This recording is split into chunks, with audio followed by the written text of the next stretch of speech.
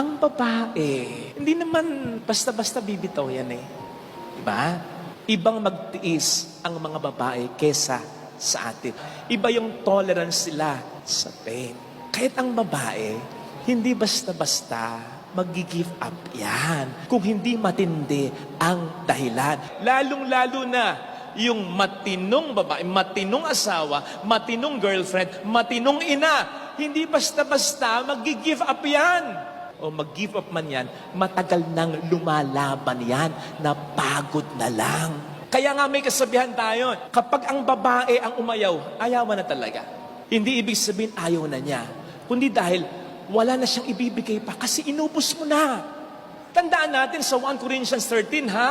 Ang unang definisyon ng pagmamahal ay, love is patience.